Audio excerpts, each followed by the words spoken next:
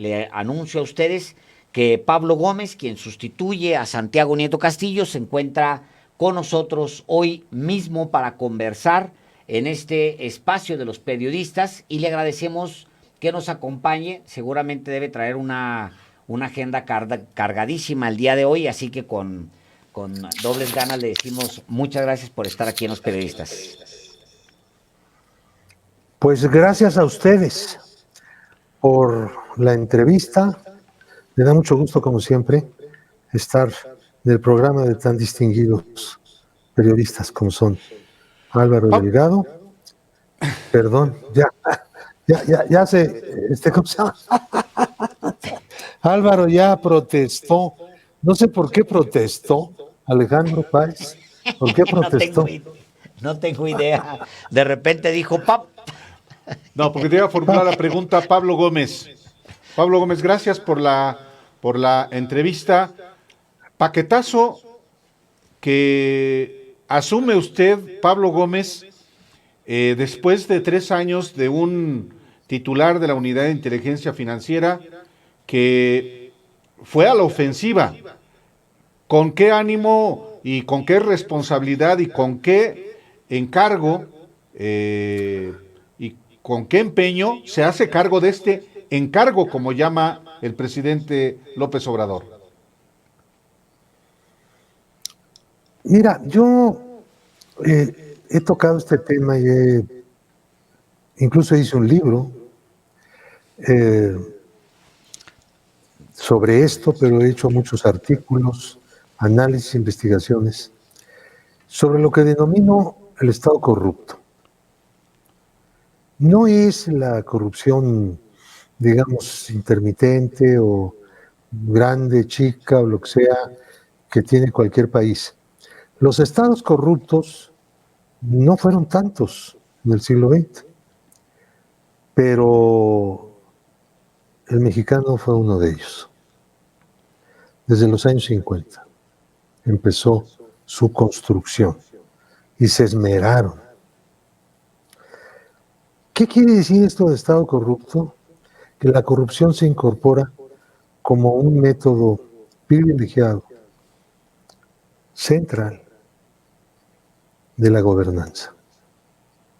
Por lo tanto, el Estado corrupto siempre está en expansión, porque tiene que ir incorporando, conforme pasa el tiempo, a más gente, a más estructuras. Entonces, porque llegó a todas partes. Empresas, sindicatos, las instituciones, las universidades, todo. Ejidos, casas de empeño, todo.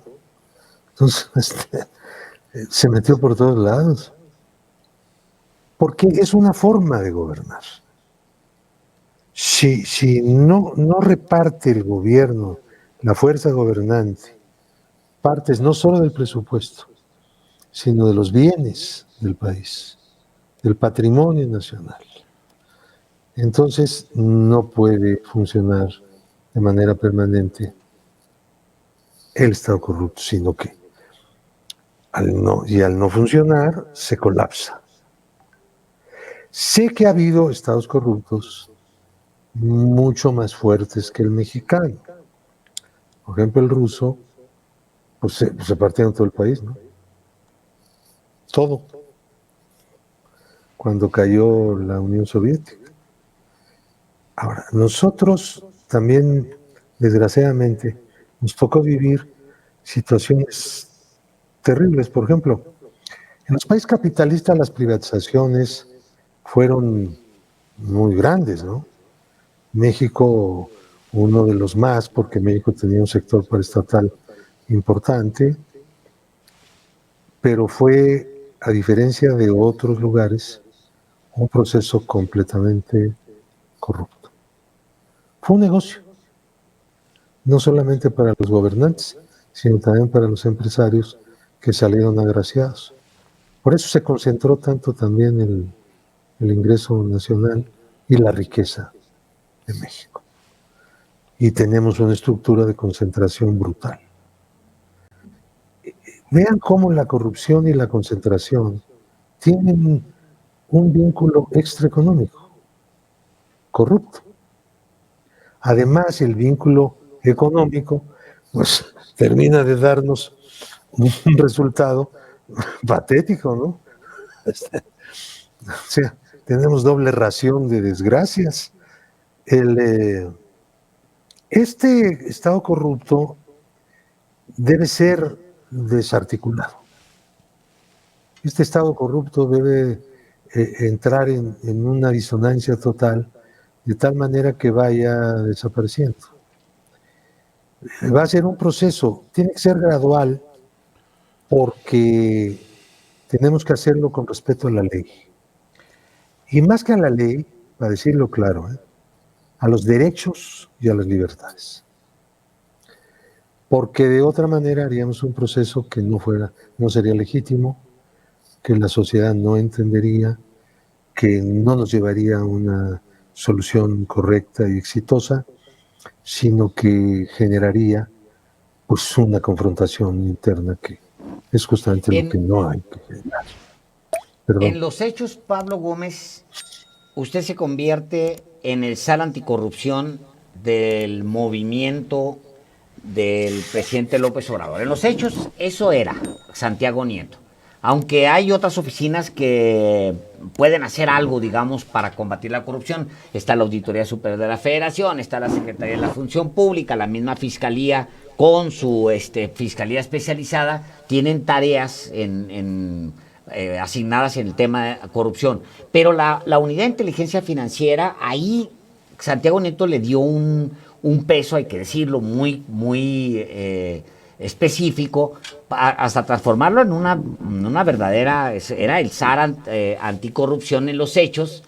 ¿Qué es lo que va a hacer Pablo Gómez para tomar primero la Unidad de Inteligencia Financiera y tomar la tarea de la promesa del presidente de convertir este gobierno en el gran gobierno anticorrupción? ¿Qué va a hacer Pablo Gómez para convertir ese brazo extraordinario y demandante como la UIF en efectivamente un brazo anticorrupción? Mira, el planteamiento central está dado.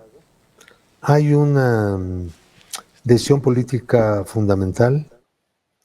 Se requieren no solamente acciones, también marcos legales mejor diseñados. Tenemos 2 asuntos pendientes, uno en el Senado y otro en la Cámara de Diputados, que pueden ayudar. Tenemos que revisar el convenio que hay entre la vieja Procuraduría de la República y la Unidad de Inteligencia Financiera, que pues ya es una antigüedad, ¿no? Pues ya la Fiscalía es autónoma y la Unidad de Inteligencia Financiera es una cosa completamente diferente a partir de la llegada del actual presidente. Entonces, hay que hacer un buen convenio, no solamente para unificar lo que ya tenemos, que es la voluntad política de luchar contra el Estado corrupto, sino también de cómo. Movimientos, sincronizaciones, acciones conjuntas, al mismo tiempo, en el momento adecuado, etc. Todo eso tiene mucha importancia en la lucha. La Unidad de Inteligencia Financiera tiene 2,000 amparos. 2,000 amparos. Solo vi algo peor, lo que yo tenía ahí en la Cámara, ¿no? Como 3,000 contra la Ley de Remuneración de Servidores Públicos. Porque aquí todo el mundo va con un juez para que le salve la existencia, ¿no? Entonces, y claro, pues eso es parte del Estado de Derecho que hay que respetar. Lo que ocurre es que también pues, se ha hecho una industria del amparo, ¿no? Y hay que enfrentar ese problema, pero sin atropellar derechos y libertades. Al contrario, fomentando eso, respetándolo con más ganas, que ese es el compromiso de la Cuarta T. Ahora, ¿qué tenemos que hacer también esto mismo con la función pública, con el SAT, con la auditoría. Ahora, tengan ustedes en cuenta que la unidad de inteligencia financiera no revisa la contabilidad de las entidades públicas. Para eso hay otras instancias. Tampoco vigila, digamos, actos físicos, ¿no?, de violencia o de delincuencia organizada. Es una unidad de control de recursos líquidos que circulan en el sistema financiero nacional e internacional, que pudieran ser de procedencia ilícita. Entonces, me decían que si yo iba a usar un puño de hierro, no, es que no funciona eso, no se trata de eso. Miren, nosotros necesitamos desarticular el viejo Estado corrupto, porque la crisis delincuencial está vinculada también al Estado corrupto. Nuestra crisis delincuencial es tan grande en la medida en que el Estado corrupto era gigantesco, porque no había ni cómo hacerle frente al aumento de la producción y comercio de drogas, porque el Estado se dedicaba a la corrupción en lugar de proteger a la sociedad, ¿no? Su función no era esa, era otra.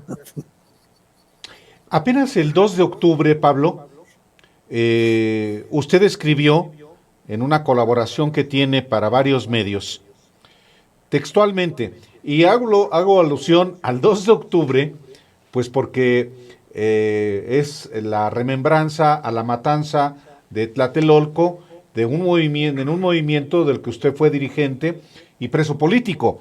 Pero en esta colaboración escribía usted lo siguiente: vivimos un indispensable inicio que lleva a una lucha diaria, la cual habrá de prolongarse probablemente durante años. Se refiere a la lucha contra la corrupción. Y enseguida puntualizaba: el problema tiene dos lados: evitar la corrupción en tiempo real y ajustar cuentas con la corrupción sistémica de antes, sus mecanismos, sus leyes, sus mafias, sus vínculos de protección, complicidad y miedo. En este esquema, ¿cómo encaja la unidad de inteligencia financiera que a partir de hoy encabeza? Bueno, esta unidad puede hacer rememoraciones necesarias, porque si tiene un asunto que ha sido un tracto sucesivo desde hace mucho, que continúa, que se sigue haciendo y tiene que averiguar, pues entonces nos vamos al origen. No solamente para que el pueblo en algún momento, luego de un proceso y tal, se entere de las conclusiones a las que se han llegado, sino para romper esos hilos, esas relaciones mafiosas o esas relaciones de complicidad o de miedo, porque el Estado corrupto también se basa en el miedo. Frente al poder que es corrupto, la gente que no está en la trama corrupta directa, no lucha contra ella, no se opone, no ofrece resistencia por miedo. Hay una exigencia desde hace muchos años de acabar ya con la corrupción en este país. Hay una exigencia de acabar ya con la impunidad. Claramente hay un mandato en ese sentido de la gente y claramente por eso vota en 2018. Usted ha transitado tiene una carrera grande, larga y ejemplar en muchos ámbitos de la vida pública, incluyendo ser preso político es parte de una lucha. Pero no ha pisado los terrenos de una unidad tan especializada como la unidad de inteligencia financiera, aunque ha servido por otros lados en temas de corrupción, no ha pisado específicamente esta unidad. Y sí es un brazo muy importante para un gobierno que se ha planteado acabar con la impunidad. Nosotros hemos comentado aquí que la fiscalía va lenta. El presidente mismo ha dicho que la fiscalía va lenta. Y había siempre una esperanza de lo que no pasaba en otras oficinas, por lo menos Santiago Nieto los iba empujando. Ahí viene, en ese sentido viene mi pregunta, Pablo Gómez. Quedan 3 años nada más. Menos. Menos de 3 años. Y el reto es enorme, enorme. Y la exigencia también es enorme.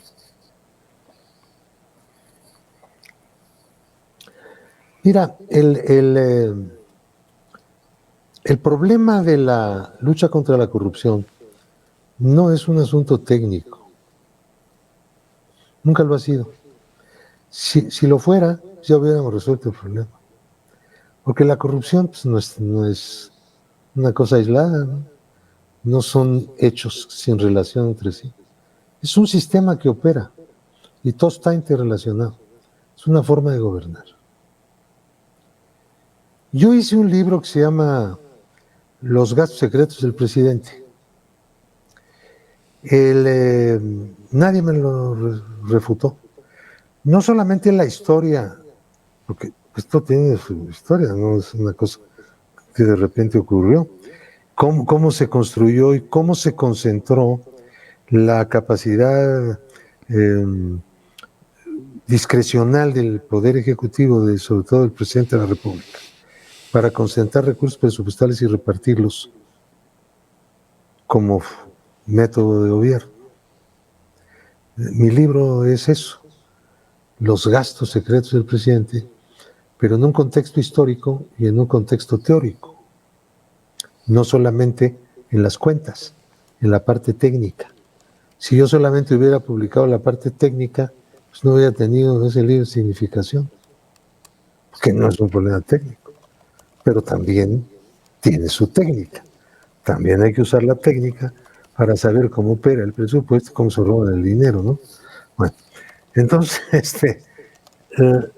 tiene una vigencia, aunque no actualizada, las cifras son distintas.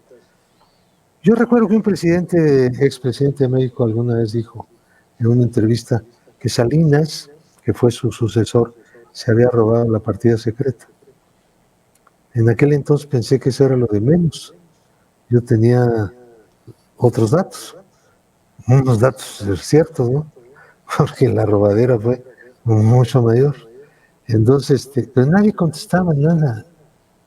Publicaba libros, artículos, denuncias, discursos en el Congreso, fuera del Congreso, en la academia, en todas partes. Nadie se tomaba la molestia de responder. Yo creo que hay que desmontar el Estado corrupto con una concertación de todas las instituciones que tienen funciones o relación con este tema, que son casi todas. Empezando, desde luego, como se ha indicado aquí, con la Fiscalía. Por eso hay que hacer un nuevo convenio entre la Unidad de Inteligencia Financiera y la Fiscalía General de la República para sincronizar, para que no solamente haya un objetivo común, sino haya también tiempos y movimientos que sean comunes y que no requieran desfases o que no permitan desfases. Yo creo que hay que echar ojeadas en la medida en que se pueda legalmente a cosas que pasaron hace poco, pero hay que ver qué es lo que se está haciendo hoy en materia de corrupción. Les pongo un ejemplo, miren. Por primera vez en la historia, en una elección, la reciente elección de diputados, el gobierno no compró votos.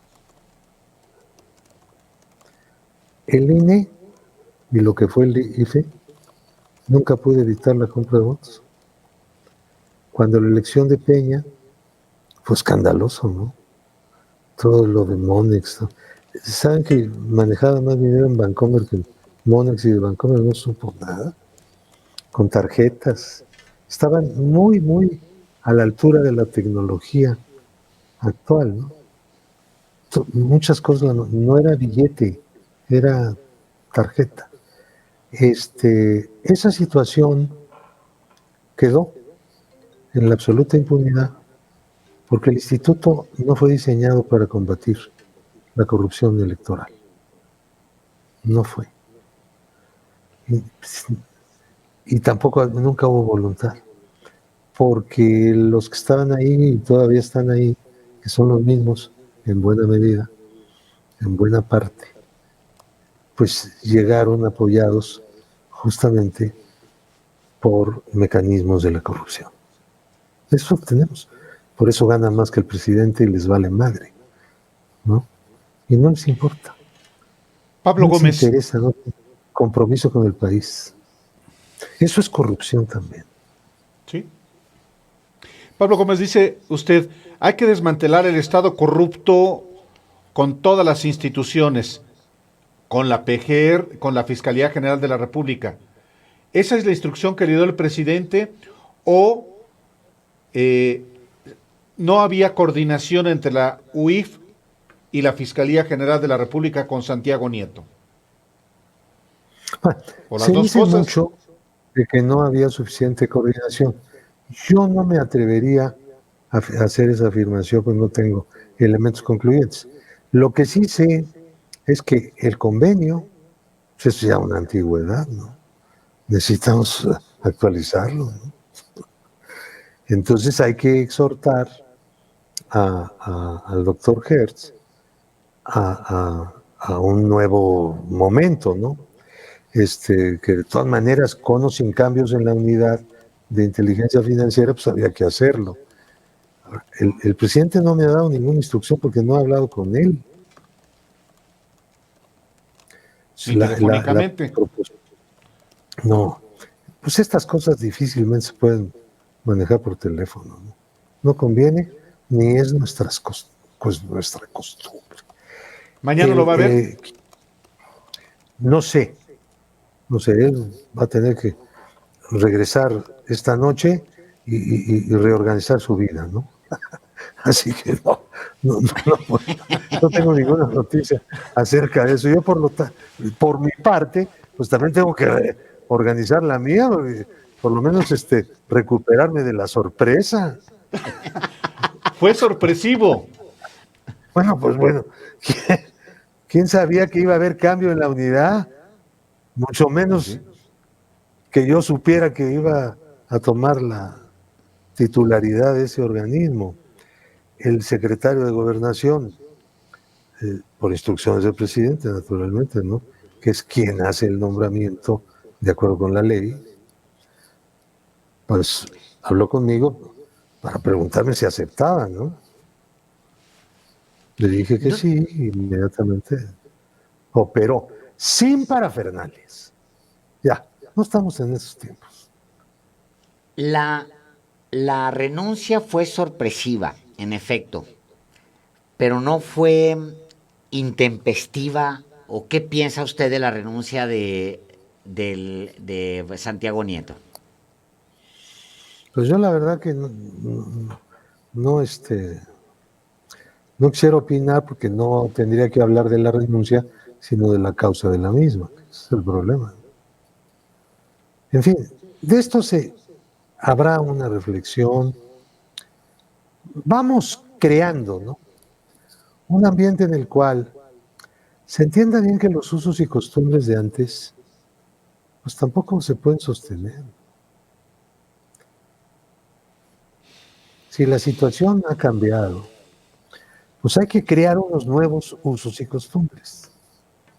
Y todo el mundo aspiraría a suponer que fueran un poquito más, mejores, por lo menos, más al nivel de un estándar del servicio público, de qué cosa es el servicio público, de qué cosa es un servidor público. Vuelvo al asunto de los sueldos. Pues, ¿cómo es posible que estén peleando por tener mayor sueldo que los demás servidores públicos de su mismo nivel, de su misma experiencia, de su misma capacidad? Pues, hay gente que se agarra. ¿Y qué motiva la utilización de las instituciones para defender niveles salariales inconstitucionales? Pues nada más el interés personal, monetario. Se usa la función pública para defender un interés absolutamente personal y monetario. Híjole. Todo eso es una Finalmente, cosa Pablo, que... finalmente, Por favor. Pablo, hoy vio a Santiago Nieto Castillo ya en la unidad de inteligencia financiera. ¿Le deseó suerte Santiago Nieto Castillo a usted en su encomienda? Pues no me acuerdo si usó la palabra suerte, pero sí creo que expresó pues los mejores deseos de su parte de que las cosas marchen, ¿no? Me reuní con el gabinete de los directores. Mañana vamos a empezar a trabajar ya en forma, desde temprano, para pues, atender la situación del cambio, ¿no? Y luego ya ¿Mantendrá la vendrá. estructura? La estructura está en la norma. Para modificarla, pues tendríamos que modificar la norma. En este momento yo no he pensado en modificar la estructura, porque necesito ver primero cómo está funcionando, ¿Y el personal? ¿no? Bueno, a nadie de ese gabinete de directores conozco, aunque tengo referencias de ellos, de varios de ellos, porque hemos hecho cosas conjuntamente. Yo fui presidente de la sección instructora de la Cámara. Y y tuvimos bastante apoyo de parte de la Unidad de Inteligencia Financiera, como era su obligación. Pablo Bueno, Gómez, muchachos, pues vamos a ver qué pues, sale de esta. pues tiene, Este tiene lance. que salir lo mejor por México. Pues sí. Tiene que salir lo mejor porque hay una exigencia brutal de años Pues de que sí, ¿cómo esto es no puede que? A ver qué seguir. sale. No sobreestimen tampoco, por favor, la capacidad de la Unidad de Inteligencia Financiera. En todo sistema institucional pues, hay límites. No hay una institución que es toda la capacidad y todo. En ninguna estructura de Estado existe eso. Por eso yo lo que planteo es que la clave está en que todas actúen al unísono, con el mismo diapasón, y nadie desafine. Nos va a ir mejor así. El tema es quién le pone el cascabel al gato, porque, ay, ya ando tirando aquí todo, porque pues la fiscalía no se ve muy activa. La única parte que estaba más o menos en movimiento era la unidad de inteligencia financiera. La Secretaría de la Función Pública, pues ya se está, hay alguien ahí, yo decía hace rato con mucho respeto, pero de repente desapareció esa secretaría, ya no sabemos ni qué pasó con esa secretaría. La Auditoría Superior de la Federación, pues tiene un señor que viene desde los tiempos de Peña y que ahora, pues no, ahí anda, o sea, y es la gran tarea de este sexenio, por lo menos esa fue la promesa. ¿Saben cuántos amparos en curso tiene la unidad de inteligencia financiera? 2,000. Sí. Solamente lo supera los que tuvimos nosotros en la Cámara. Sí. Con motivo de la ley de remuneraciones servidores públicos tuvimos más de 3,000. Bueno, es un derecho que hay que respetar, sí, que la gente pueda recurrir a la protección de la justicia federal. Yo no estoy discutiendo eso. Lo que creo es que el ritmo del amparo es muy lento. Hay una serie de condiciones en las que se puede usar ese recurso que podría usarse en un recurso ordinario, pero todo el mundo considera que su problema es de orden constitucional. Aunque no lo sé. Pablo Gómez, muchas gracias y pues a darle. A darle, muchachos. Así que ya saben, ya nos estaremos viendo. Mucho gusto de verlos, conversar con ustedes como siempre. Aquí en su casa. Muchísimas gracias. Gracias.